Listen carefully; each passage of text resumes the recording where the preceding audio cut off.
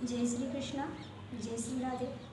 आप सभी भाई बहनों को आज मैं आपको गाज माता व्रत की कथा सुनाऊंगी। गाज माता का व्रत भादों में अमावस्या के बाद में कभी भी किया जा सकता है। वैसे इस व्रत को दूज यानी कि द्वितीय को भी करते हैं और अनंत चौदस को इस व्रत को खास तौर पर किया जाता है। अनंत है इस व्रत की फल, इसलिए इसको अनंत चौदस के दिन किया जाता है। अगर अनंत चौदस को ना करके इसे आप सोमवार या शुक्रवार अमावस्या के बाद में ऐसे किसी ठंडे बार में भी कर सकते हैं। द्वितीया को भी आप इस व्रत को कर सकते हैं। इस व्रत में भी तालाब की पूजा की जाती है। नदी, सरोवर, इन सब की पूजा भादों के महीने में करने में भगवान शिव का जलाभिषेक करने का जितना पुण्य है उससे 4 गुना नदी तालाब की पूजा करने का है, वह भी भादों के में। क्योंकि भादों में नदियाँ तालाब सब जल से परिपूर्ण हो जाती है और परिपूर्ण जल की पूजा करने से हमारा घर संसार भी परिपूर्ण हो जाता है और भगवान जल में निवास करते हैं, जल में समस्त देवगण निवास करते हैं। इसलिए ऐसी इकट्ठित जल की पूजा करने से समस्त देव हम पर प्रसन्न हो जाते हैं। इस व्रत में हमें एक छोटा तालाब बनाना चाहिए, या तो हमें तालाब के किनारे, नदी किनारे पूजा करनी चाहिए। अगर हम घर में पूजा कर रहे हैं तो काली मिट्टी से किसी बर्तन में एक तालाब बनवाइए, उसमें एक तरफ दूध और एक तरफ जल डालिए, उसमें से बीच में एक दीवार खींचिए मिट्टी की। व्रत की कथा के बाद में उस मिट्टी की दीवार से थोड़ा सा किनारा काटिए ताकि दूध और जल दोनों एकत्र मिल जाए। उसमें भील और भीलने की एक मूर्ति बनाइए, एक बच्चे की मूर्ति बनाई और एक गाज माता की, क्योंकि सबसे पहले ये व्रत भील भीलने में किया था और उसके बाद में समस्त प्रजाजनों ने ये व्रत किया था। और उसके बाद में बिना नमक का भोजन करना चाहिए। गाज माता को भी हलवे का भोग लगाना चाहिए। इस व्रत की कथा इस प्रकार है। एक बार भील और भीलनी दोनों जंगल में लकड़ी काटकर अपना गुजारा करते थे। कई वर्ष व्यतीत हो गए थे, उनको कोई संतान नहीं थी।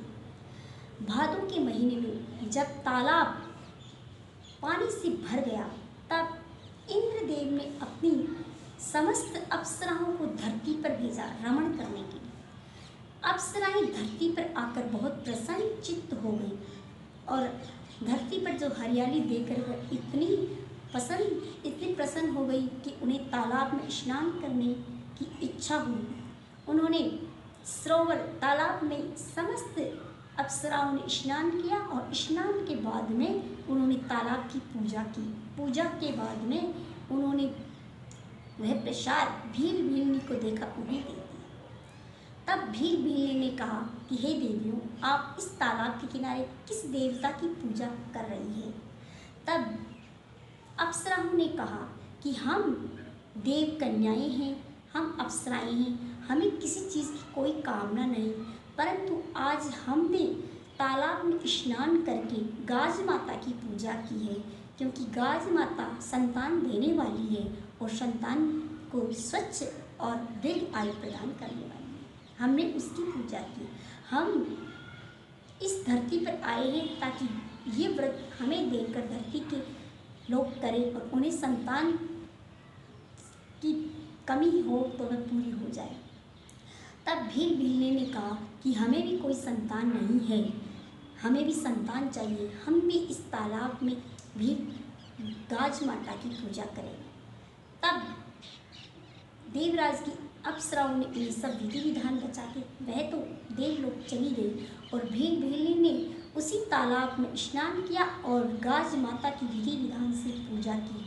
दूध, दही, घी, शक्कर, इन 5 चीज़ों से उन्होंने गाज माता को स्नान करवाया और मिट्टी की गाज माता बना के उसे वस्त्र पहनाए, उसे फूलों से सजाया और उनका 16 श्रृंगार करके उसको धूप दीप अगरबत्ती से पूजा कर उसकी परिक्रमा की, उसकी कथा की। गाज माता प्रसन्न हो गई और भील भीलनी से कहने लगी कि आपके पिछले 7 जन्म में संतान का कोई योग नहीं है, परंतु आपने मेरी पूजा की है, इसलिए आपको संतान किसी भी रूप में मिले अवश्य मिलेगी।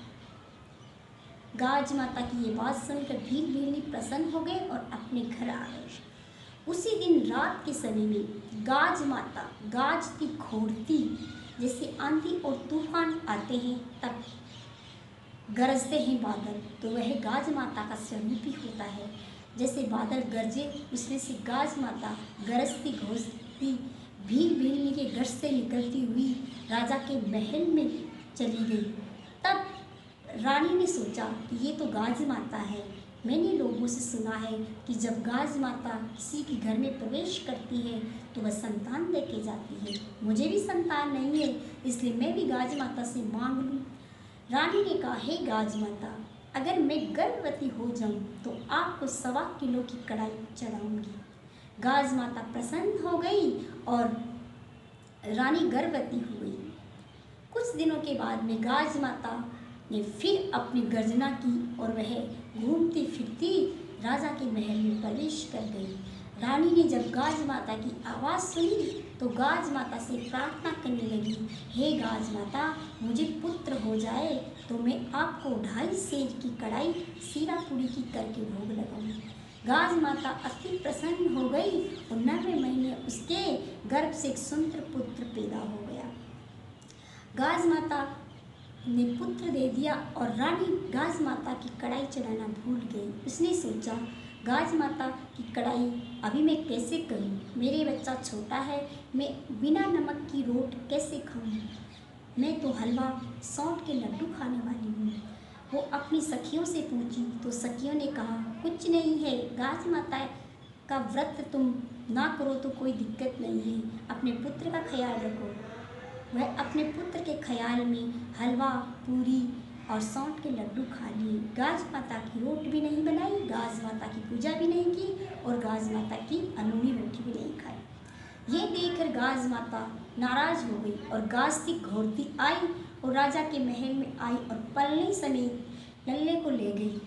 रानी के पुत्र का हरण करके ले गई और उसी भील भीलनी की तालाब के किनारे जो कुटिया बना के रह रहे थे, उनके कुटिया के बाहर पालने को रख दिया। भील भीलनी ने जब उस राजकुमार को देखा तो वह प्रसन्न हो गई और गाज माता ने कहा कि हे भील भीलनी, ये पुत्र मैंने तुम्हें दिया है, इसकी तुम लालन पालन करो। ये तुम्हारी पूजा से मैं प्रसन्न हूँ, इसलिए तुम इसका लालन पालन करो। गाज माता की ये बात सुनकर भील भीलनी ने ये भी नहीं पूछा कि ये किसका पुत्र है। उन्होंने अपना पुत्र समझकर गाज माता का उपदेश समझकर उसका पालन पोषण किया। कुछ दिनों में गाज माता की कृपा से भील भीलनी के इतने ठाठ हो गई कि झोंपड़ी की जगह उनके महल हो गए और जैसे राजा रानी कपड़े पहनते वैसे ही कपड़े उनके हो गए। अन्न धन के भंडार भर गए गाज माता की कृपा से। एक दिन गाज माता की कृपा से ही कुछ ऐसा हुआ कि भील भीलनी ने अपने कपड़े जिस धोबी को दिए, उसी धोबी को राजा और रानी ने भी अपने कपड़े दिए। दूसरे दिन जब धोबी कपड़े देने लगा तो भीलनी के कपड़े रानी को और रानी के कपड़े भीलनी को दे दिया। जब रानी नहा धो के अपने कपड़े पहनने लगी तो वो कपड़े उसे थोड़े छोटे आए। तब उसने कहा कि मेरे जैसे कपड़े इस गांव में कोई नहीं पहन सकता, क्योंकि मैं तो इस गांव की रानी हूँ। मेरे जैसे कपड़े कौन पहन सकता है? ये कपड़े मुझे ठीक से नहीं आ रहे, ये किसी और के हो सकते हैं। तब धोबी को बुलाया गया। धोबी ने बताया कि इस गांव के बाहर एक सरोवर के किनारे एक भील भीलनी रहते हैं, उनके यहाँ उनकी भीलनी ये कपड़े पहनती है, उन्होंने धोने के लिए दिए। तब राजा ने उस भील भीलनी को बुलवाया कि हमारे जैसे कपड़े पहनने वाले भील भीलनी इतने धनवान किससे हुए। तब भील भीलनी उस राजकुमार को अपनी गोदी में लिए हुए राज दरबार में पहुंची। राजा ने उनका स्वागत किया और पूछा कि इतना धन, इतना ऐश्वर्य तुम्हारे पास कहाँ से आया। तब भील ने उत्तर दिया कि मैंने तो सरोवर के किनारे गाज माता की पूजा की है और गाज माता से पुत्र मांगा था, वह गाज माता ने मुझे दिया है। ये मेरा पुत्र है और उन्हीं की कृपा से ये धन की भंडार भरे। ये बात सुनकर रानी को कुछ याद आया और रानी को वह गाज माता से जो विनती प्रार्थना की थी वह बात याद आ गई और वो सोचने लगी कि मैंने गाज माता की पूजा नहीं की और गाज माता का व्रत उद्यापन भी नहीं किया, कड़ाई भी नहीं चढ़ाई, इसीलिए मेरा पुत्र चला गया और ये जो भीलने के पास पुत्र है ये मुझे मेरा ही लग रहा है। तब रानी ने कहा कि ये पुत्र तुम कहाँ से लाई? तब भीलने ने कहा कि गाज माता ने मुझे दिया है। अब वह रानी कुछ कह भी नहीं सकती और उसने उस समय विचार कर लिया कि मैं अब गाज माता की 1.25 किलो 2.5 किलो बल्कि 5 किलो की कड़ाई चढ़ाऊंगी और उसका व्रत उद्यापन करूंगी। रानी ने दूसरे दिन सारे गांव की स्त्रियों से कहा कि आज हम गाज माता की पूजा करेंगे।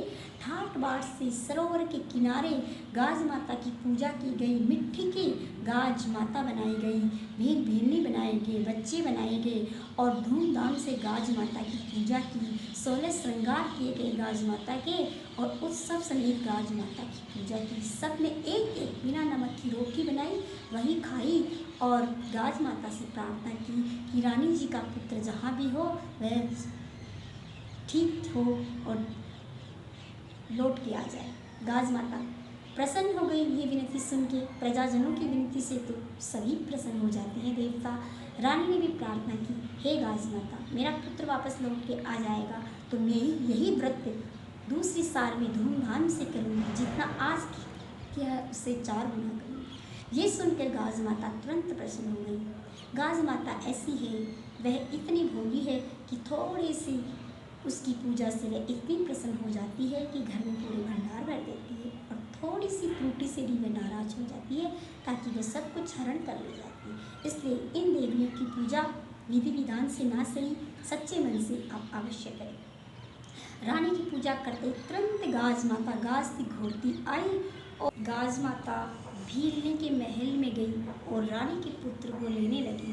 तब भील और भीलनी गाज माता से बोलने लगी कि हे माता, इस पुत्र को मैंने पाल पोस के बड़ा किया है, इसलिए मेरा पुत्र है।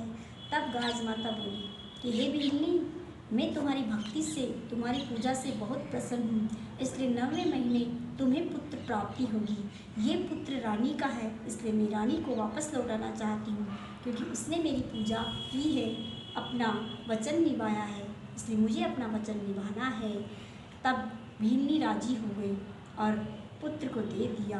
गाज माता पलने समेत रानी के महल में गई और रानी के पुत्र को रानी के महल में छोड़ दिया। तभी रानी ने पुत्र को देखा और राजा से बोली कि देखो, गाज माता ने कितनी कृपा की है, हमारे हरण किए हुए पुत्र को वापस लौटा दिया, इसलिए हमें गाज माता की पूजा दोबारा से करनी होगी और विधि विधान से उत्सवपूर्वक करनी होगी। तभी राजा रानी ने पूरे गांव में ढिंढोरा पिटवा दिया और गाज माता की पूजा की तैयारियां करने लगे। गाज माता की विधि विधान से पूजा की गई, पिंडियाँ बनाई गई और अभिषेक किया गया गाज माता का और गाज माता का 16 श्रृंगार किया गया और फूलों की झांकी सजाई गई। गाज माता के लिए सरोवर बनाया गया, उस सरोवर में गाज माता की अच्छे से पूजा करके विसर्जन किया गया। गाज माता प्रसन्न हो गई और राजा और रानी को आशीर्वाद दिया, जो भी मेरे इस व्रत को करेगा मैं उसके पूरे भंडार भर दूंगी, उसको पुत्र पौत्र संतान दीर्घ आयु वाली दूंगी। उधर भीलनी के घर भी पुत्र हो गया और भीलनी के भंडार भी भर गए। रानी को दूसरा पुत्र हो गया। रानी बहुत प्रसन्न हुई और राजा के महल में नित्य नए शगुन होने लगे और राजा रानी ने गाज माता की प्रशंसा करते हुए सभी गाँव वालों से प्रार्थना विनती की कि सभी प्रजाजन गाज माता का व्रत रखें और अपने पुत्र पौत्र के लिए सुख और संपत्ति के लिए गाज माता को प्रसन्न करें। गाज माता ये सब प्रजा की सेवा पूजा से इतनी प्रसन्न हुई कि गांव के सभी स्त्रियों का कष्ट मिटा दिया, सभी को पुत्र दिए और सभी को अंधन के भंडार करे। तो ये थी गाज माता व्रत की कथा। आपको ये कथा कैसी लगी? अच्छी लगी तो मेरे चैनल को लाइक करिए, शेयर करिए, सब्सक्राइब करिए। आपने मेरी कहानी सुनी, इसके लिए आपका बहुत बहुत धन्यवाद। जय श्री राधे, जय श्री कृष्ण।